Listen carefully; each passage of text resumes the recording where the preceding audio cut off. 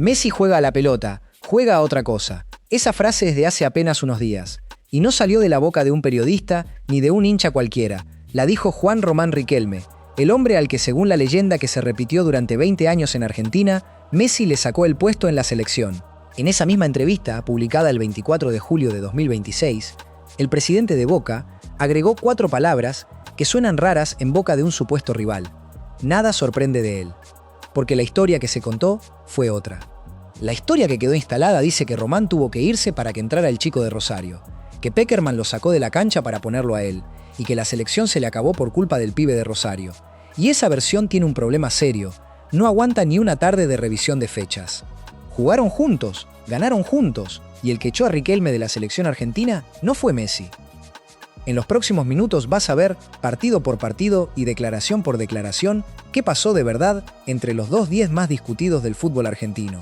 Y guárdate una cosa, en esa entrevista reciente, con la derrota de la final del Mundial todavía sangrando, Riquelme soltó una frase sobre Messi que cambia por completo de significado cuando sabes todo lo que hubo entre ellos. Esa te la dejo para el final del video. Si quieres la historia completa y no el resumen de 30 segundos que circula por ahí, suscríbete y seguimos, porque esto es apenas la superficie. Lo que aparece cuando uno ordena las fechas es bastante más incómodo que la leyenda. Un penal en el minuto 89. Un estadio entero de pie y un arquero alemán que adivina el palo. 25 de abril de 2006, el Madrigal, semifinal de la Champions League. El Villarreal necesita ese gol para forzar la prórroga contra el Arsenal. Toma la pelota Riquelme, la besa, la apoya. Fíjate en la cara del arquero justo en ese instante, porque Jens Lehmann se tira a su izquierda y saca el remate. El estadio se queda mudo. Arsène Wenger lo resumió después sin adornos. Riquelme estaba bajo mucha presión y falló. Ese hombre que quedó tirado en el césped era, en ese momento, el futbolista más influyente del fútbol argentino. Riquelme había debutado en Boca en 1996 y se había convertido en el último enganche puro de una tradición que se estaba muriendo en todo el mundo.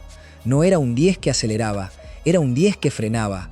El único jugador capaz de agarrar la pelota, levantar la cabeza y hacer que 21 tipos jugaran a su velocidad. Con Carlos Bianchi ganó 2 Copas Libertadores seguidas en 2000 y 2001 y una Copa Intercontinental al Real Madrid en Tokio. Después vino Barcelona, que salió mal, y después vino Villarreal, un club pequeño de Castellón al que llevó hasta las semifinales de Europa. Si tienes 50 y tantos años, esto que estoy contando no es historia, es tu juventud. Y ahora quédate con el nombre del arquero, porque 2 meses después de aquel penal, Lehmann vuelve a aparecer en esta historia. Y esa vez no se lleva puesto a un club, se lleva puesta a la selección argentina entera. Argentina ganaba 1-0, jugaba mejor y tenía a Alemania contra las cuerdas. 15 minutos más tarde estaba eliminada del Mundial. 30 de junio de 2006, Estadio Olímpico de Berlín, cuartos de final, más de 70.000 personas en las tribunas. Roberto Ayala había puesto el 1-0 de cabeza en el minuto 49, a la salida de un córner, y el equipo de José Pekerman controlaba el partido con una comodidad que hoy cuesta creer. Conviene recordar cómo había llegado ese equipo hasta ahí, porque desmonta otra parte del cuento. En la fase de grupos, Argentina le ganó 2-1 a Costa de Marfil y después le hizo 6 a Serbia y Montenegro en uno de los partidos más celebrados de la historia moderna del seleccionado. El segundo gol de esa tarde, el de Cambiaso, llegó tras 24 toques consecutivos sin que la pelota tocara a un rival, y el cerebro de esa telaraña fue Riquelme. ¿Y sabes quién entró en el segundo tiempo de ese mismo partido? Messi. Le dio la asistencia a Crespo y después marcó su primer gol en un mundial.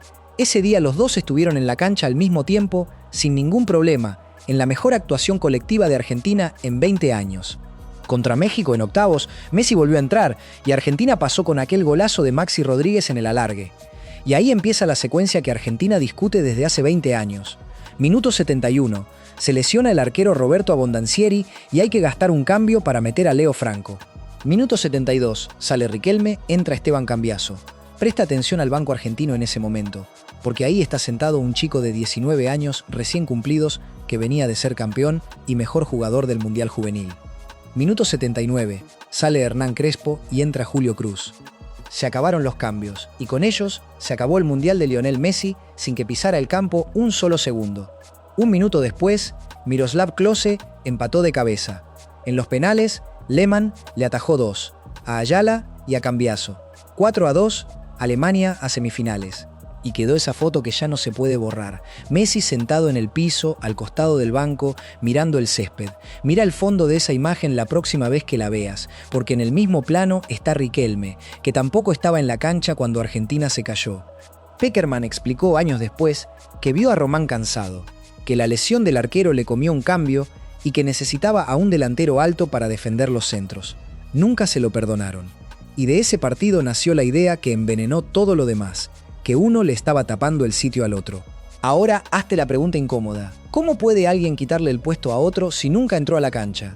Riquelme jugaba de enganche, detrás de los delanteros. Messi, en esa selección, era un extremo que arrancaba pegado a la raya derecha.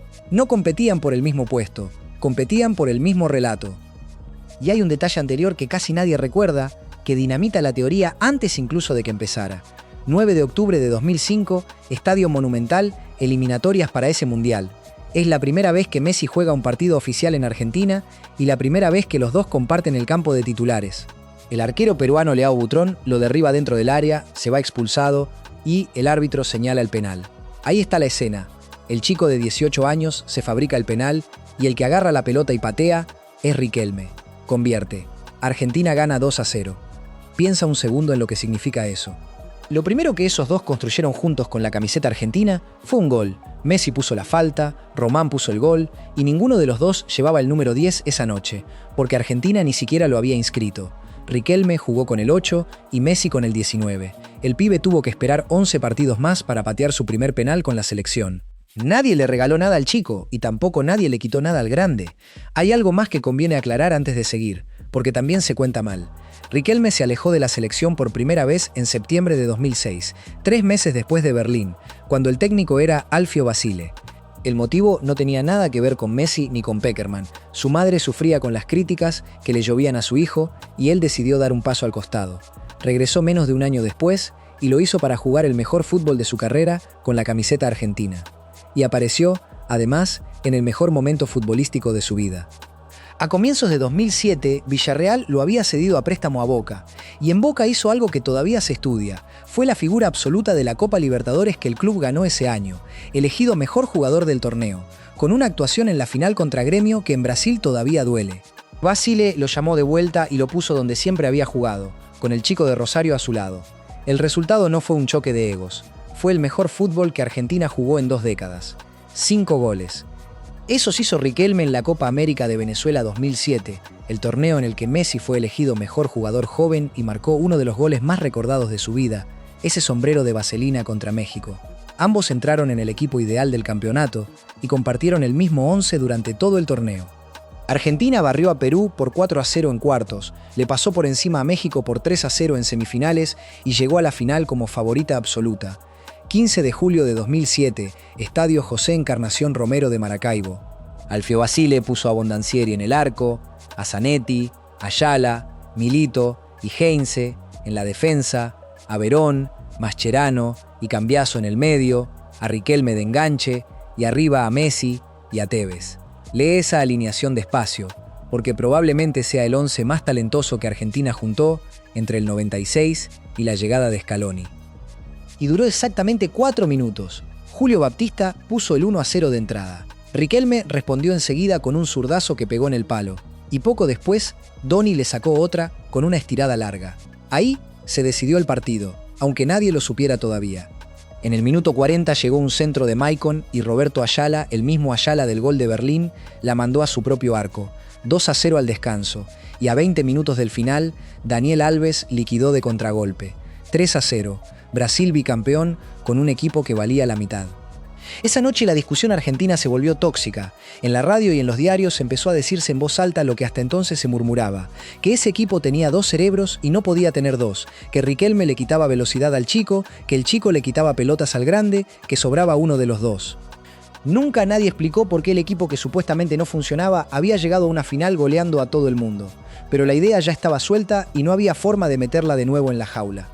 13 meses después, esa teoría se murió sola, y se murió en China. Messi se plantó frente al Barcelona y avisó que se iba igual. El club no quería cederlo para los Juegos Olímpicos, había un pleito en marcha y él ya había hecho las maletas. Terminó viajando a Pekín gracias al gesto de un entrenador que recién llegaba al banco culé, Pep Guardiola, que decidió dejarlo ir. Del otro lado, la Asociación del Fútbol Argentino gastó una de sus plazas para mayores de 23 años en un solo nombre, Juan Román Riquelme, y lo puso de capitán. Fíjate bien en lo que pasó ahí, porque es el punto exacto donde se cae toda la leyenda del duelo. Aquel equipo de Sergio Batista pasó la fase de grupos ganando los 3 partidos, 2-1 a Costa de Marfil, 1-0 a Australia y 2-0 a Serbia. En cuartos de final, contra Holanda, Messi abrió el marcador a los 14 minutos y Ángel Di María definió la clasificación en el minuto 105. En semifinales apareció Brasil, con Ronaldinho, Marcelo y Thiago Neves. Y Argentina lo destrozó 3-0, doblete de Sergio Agüero y el tercero de Riquelme, de penal. Mira la celebración de ese penal cuando la vuelvas a ver. El capitán de 30 años festejando con un plantel de pibes que le llevaban una década. Ese torneo además dejó una baja seria en el camino. El arquero titular, Oscar Ustari, se lesionó y su lugar lo ocupó un desconocido de 21 años llamado Sergio Romero, que años más tarde atajaría penales decisivos en un mundial. 23 de agosto de 2008, final olímpica contra Nigeria, mediodía en Pekín, más de 30 grados de calor y casi 90.000 personas en las tribunas. El partido fue feo, pesado, trabado, y se resolvió con una sola jugada. Contragolpe, Messi levanta la cabeza, mete un pase filtrado perfecto y Di María pica la pelota por encima del arquero. 1-0, medalla de oro. Ahí lo tienes, y es un dato que casi nadie usa cuando discute este tema en la sobremesa. El único título oficial que Argentina ganó con Riquelme y Messi juntos en la cancha existe, tiene fecha, tiene estadio y tiene medalla. No hubo pelea ni vestuario partido en dos bandos. Hubo un capitán veterano y un pibe de 21 años combinando para ganar lo único que ese grupo pudo ganar en esos años. Y sin embargo, 8 meses después, Riquelme no volvió a ponerse nunca más la camiseta de la selección. Ahora viene la parte que la leyenda prefiere no contar.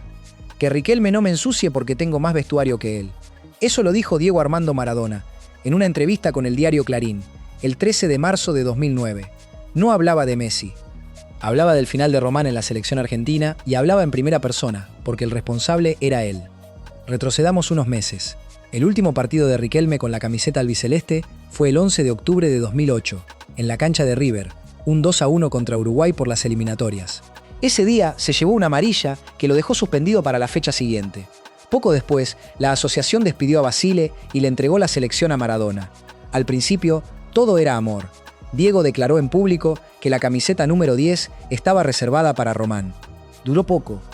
En marzo de 2009, Maradona salió por televisión a decir que, jugando como estaba jugando, Riquelme no le servía, que lo necesitaba sacándose hombres de encima y no retrasado. Román se enteró por la pantalla, como venía enterándose de todo. La noche del 10 de marzo apareció en el noticiero Telenoche, del Canal 13, y cerró la puerta con llave. «Mis códigos no son los de él», dijo sobre Maradona. Y agregó una frase que retrata el desorden de aquel momento. «Me enteré por la tele que el entrenador me ve muy mal». Presta atención al detalle temporal, porque es demoledor. Horas antes de esa entrevista, Maradona había anunciado en la radio que Riquelme estaba convocado para los partidos contra Venezuela y Bolivia. Y en esa misma jornada avisó lo otro. «Un jugador que renuncia a mi selección no vuelve más». Los dos hablaron el mismo día, por medios distintos, sin llamarse por teléfono. Así se rompió. Y aquí viene el dato que más incomoda a quien defiende la leyenda del duelo. Cuando el país tuvo que elegir un bando, no eligió el que hoy todos dicen recordar. En los días siguientes a la renuncia, las encuestas de los grandes medios argentinos se llenaron de votos, y casi todas se inclinaron para el mismo lado. En la consulta de una cadena deportiva, cerca de 2/3 de los votantes se pusieron del lado de Maradona, y en el portal de Clarín la conclusión fue todavía más dura, porque los lectores directamente no querían que Riquelme volviera a vestir la camiseta argentina. Nadie estaba discutiendo a Messi en esa pelea. Messi ni siquiera aparecía en la conversación. Riquelme tenía 30 años y estaba en condiciones de jugar un mundial. No fue a Sudáfrica 2010, y lo dijo después hablando con Fox Sports, con una honestidad que duele. «Uno siempre ha soñado con jugar un mundial», explicó, y a él le tocó decidir no estar. Mira bien la lista de los que sí viajaron a Sudáfrica y busca a Messi ahí adentro. Está, claro, pero no como el hombre que le quitó el lugar a nadie, como el jugador de 22 años que se comió el papelón del 4-0 contra Alemania mientras Maradona daba vueltas por la banda. Y ahora el dato que ordena toda esta historia. Cuando Riquelme renunció, la camiseta número 10 de Argentina quedó vacante. Semanas más tarde, el 28 de marzo de 2009, Messi la usó por primera vez en un partido contra Venezuela. Ganaron 4-0 y él marcó el primero. Nunca más se la sacó. No hubo un golpe de estado en el vestuario ni una interna entre dos 10. Hubo una vacante que dejó una pelea entre Riquelme y Maradona, y un chico que la ocupó porque era el que quedaba. Con los años, Román tuvo 1000 oportunidades de repartir culpas. Nunca lo hizo. En 2012, mientras Alejandro Sabella le entregaba la cinta de capitán a Messi y medio país discutía si el rosarino tenía madera de líder, Riquelme lo zanjó en una charla con Fox Sports diciendo que, con la cinta o sin ella, Messi es el mejor del planeta, y que a los jugadores únicos una tira de tela no les cambia nada. En junio de 2023, en su partido homenaje en La Bombonera, Messi se puso los botines y jugó para él. Esa noche, Román habló de los dos ídolos de su vida. Tuve la suerte de jugar con el más grande de todos, dijo por Maradona. Y sobre la comparación entre Diego y Leo, cerró que son los dos mejores que vi en mi vida. El propio Messi contó poco después, en una entrevista con Urbana Play, que se escriben seguido, y que Román siempre lo trata así de bien cuando habla de él. Hablamos muy seguido con él, explicó. 20 años de supuesta rivalidad, resueltos en un chat, y llegamos a los dos finales opuestos. Riquelme se retiró el 7 de diciembre de 2014 con la camiseta de Argentinos Juniors, sin haber levantado nunca la Copa del Mundo, con poco más de 50 partidos en la selección y sin un solo título mayor con ella. Hoy manda en Boca desde un despacho, con traje, tomando decisiones sobre otros. Messi siguió jugando hasta los 39 años, ganó la Copa América, ganó el Mundial de Qatar y llegó a una segunda final consecutiva en 2026, esa que Argentina perdió con España en la prórroga. Dos caminos que arrancaron con la misma camiseta y terminaron en lugares opuestos del fútbol. En esa entrevista de julio, Riquelme también se metió con la derrota. No buscó excusas baratas ni habló de robo. Dijo que Argentina llegó cansada a la final, que tuvo poco descanso, que se lesionaron los dos centrales y que a los jugadores se les notaba que habían dado más de lo que tenían. Y remató reconociendo que España juega muy bien, que sabe lo que quiere y que fue un justo ganador. Viniendo de un dirigente argentino, en pleno duelo nacional, con una petición en internet pidiendo repetir el partido, esa frase costaba dinero decirla. Él la dijo igual. Después habló del futuro de Messi y pidió que siga jugando muchos años más, para poder seguir disfrutándolo. Y aquí va la frase que te prometí al principio. Después de esa final perdida, con la herida abierta y con España celebrando, Riquelme habló de Messi y dijo esto: somos afortunados que él eligió jugar por nuestro país y no por España. Escúchalo otra vez, sabiendo que lo dice el jugador al que, según La Calle, Messi le arruinó la carrera en la selección. Ese hombre no solo no le guarda rencor, agradece que se haya quedado.